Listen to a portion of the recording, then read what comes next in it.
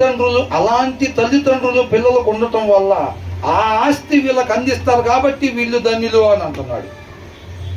అర్థమవుతుందండి?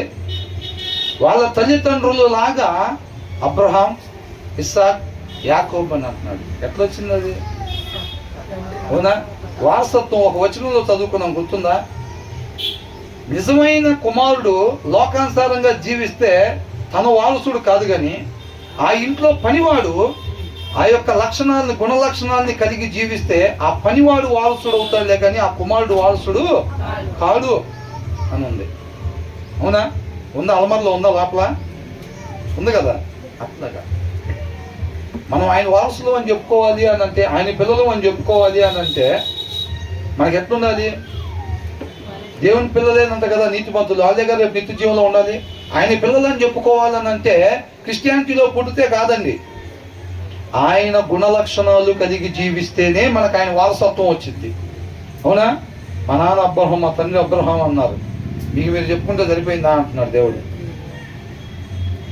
ఆమె క్రిస్టియన్స్ అని కావాలని సర్టిఫికేట్ తెస్తామంటే సర్టిఫికేట్లు తెస్తాం, నిత్య జీవనంలో పాయింట్ సార్ నిజంగానే మేము ఒరిజినల్ బీసీసీ అండి అంటే, మీరు బీసీసీయా ఏసీసీయా దాంట్లో ఉండదండి అది.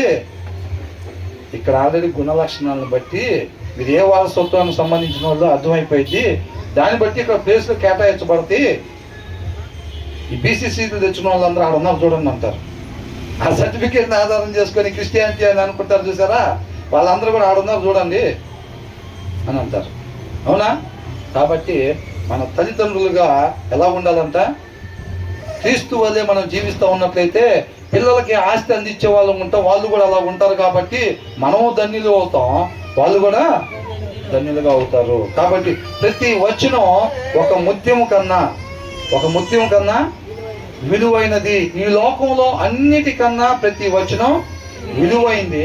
అదే రేపు మనల్ని కాపాడేది. కాబట్టి దాన్ని విడువకుండా ప్రతి ఒక్కరు కూడా ఏం చేయాలి?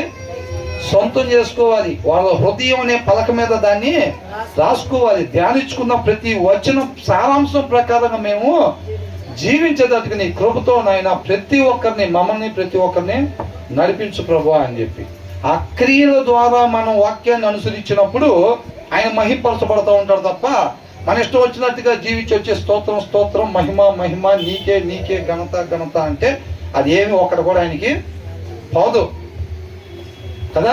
కాబట్టి యేసుక్రీస్తు వలె ఆయన ఎలా జీవించమన్నాడో అలాగే జీవించి తండ్రిని మహింపరిచాడు. మనం కూడా వాక్యాన్ని అనుసరించడం ద్వారా ఆయనకి సమస్త మహిమ వెళ్ళిపోతా ఉండిద్ది. దేవుడికి మహిమ కలుగును గాక.